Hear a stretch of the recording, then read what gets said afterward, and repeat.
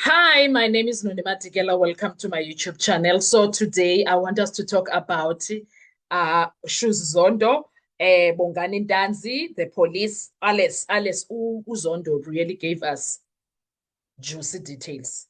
Exposed the police, but he's still continuing with his evidence. We are just up here and there.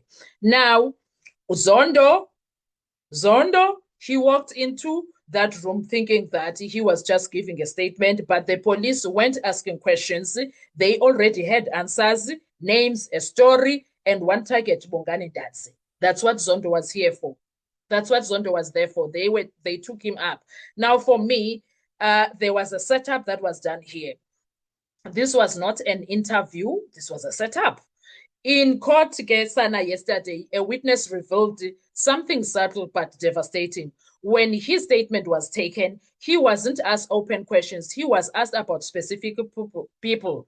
Ntanzi, Muzi, Mapisa, Ntuli, all of them. Now, that means investigators didn't arrive to discover the truth. They arrived with a list. Wow. Wow. Do you see what that means? This wasn't an investigation. This was a script. Right? Now, let's talk about the Ntanzi link. Ne? So, what do they actually have on Ntanzi? Not a weapon, not a scene, not a witness placing him at the crime scene of the murder of Senzo Meyiwa. Instead, they have this. A man who knew him from home helped him get a job in 2016, let him stay over before renting his own place. That's not evidence, most right? That's not even evidence of anything, let alone murder. That's evidence of friendship, actually. It's not evidence of any crime, but of friendship or brotherhood. Number two, the confession trap that we see. Okay, that I see here. But then comes the most dangerous question. Did Ntanzi ever tell you he was involved in the murder? Think about that carefully. That's something that they said to him. The police didn't ask, what do you know? They asked, did he confess to you? Now, that's not fact-finding, Gengoku. That is fishing for a confession. Do you understand? Also, number three, all of this escalated, guys. It was from us being shocked about his arrest. You are arrested for visiting Mapisa, according to them. Now it has escalated. This is I'll call this escalations. The first point was escalation one. The second point was escalation two. Now the third point is escalation three because they are busy building a case backwards. This is how cases collapse also slowly, then all at once. You start with a suspect, you push the same story to multiple people, you repeat the same question over and over until someone somewhere says something that you need. Okay, now not because it's true also, but because it's planted. Okay, so I see what is going on here. I see what is going on here. These people are just, these police officials are so shocking. These police officials will shock you every day, Gesan. Now, let's go to escalations. These are escalations because, my goodness, this, this is shocking to say the least. These people are cruel, guys. Amaphoyisa abantu abakhohlakele, in fact. That's what we are learning from this. Okay, so let's go to our escalations because wow. Sana, I'm so stressed. Now that was three escalations that it went as far, the situation.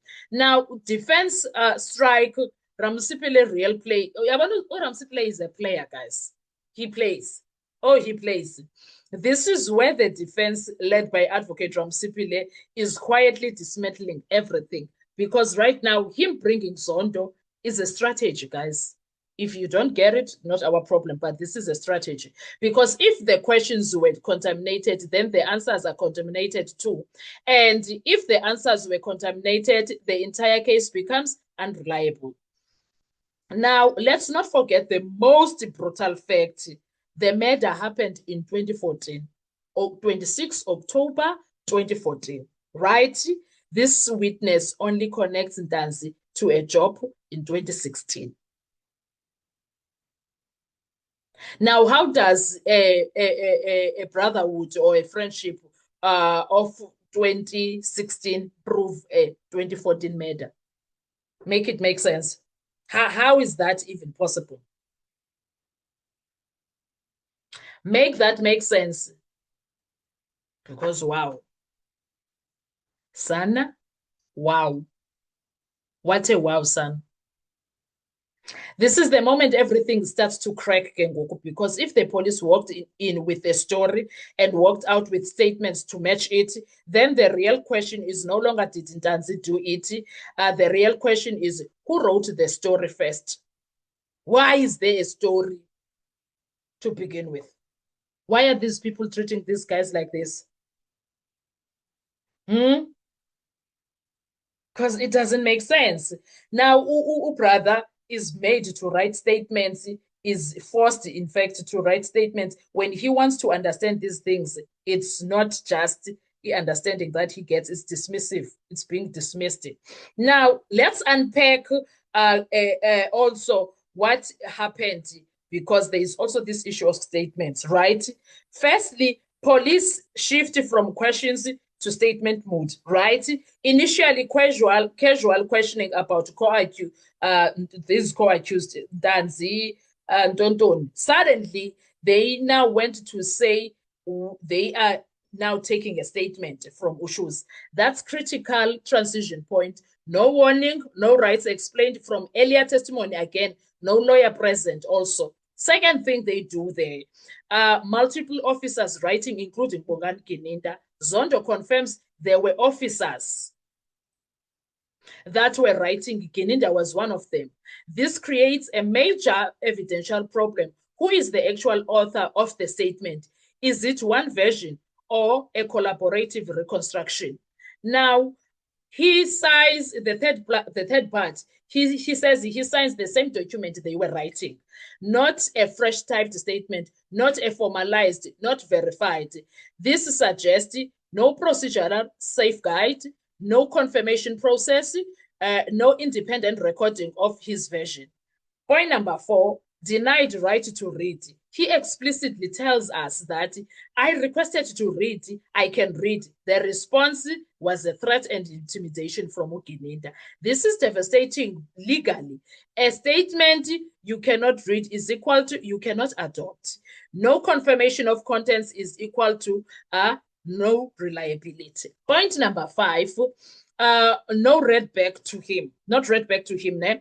He confirms it was never read back to him, that he alone is a killer situation. It kills accuracy, voluntariness, and fairness. Point number 6, explicit threat by Gininda. We are not here to play. We left our families. You must tell us everything. We will flush you in the toilet. You will never go out again. That is direct coercion, psychological intimidation, implicit threat of permanent detention. Point number 7, critical line, Kesana, because wow. I can see this document, the page is full, and I don't think that it is what I said. Because he knows they did not talk much, but why there is a document that is full? What's going on here? What was being written here? Now, this is a moment everything collapsed. He is telling the court the statement is not his words. It was already pre-filled or constructed. He recognizes discrepancies before signing. Now, when it comes to this, we know Jadrata is going to be how, but the point is that he did what needed to be done. This goes directly into Criminal Procedure Act, Section 217. A statement must be freely made, voluntarily, in sound and sober senses, without undue influence. This testimony destroys all 4 threats. That's not voluntarily. Denied reading, not informally. That's not informed, okay? Multiple writers, reliability is at stake.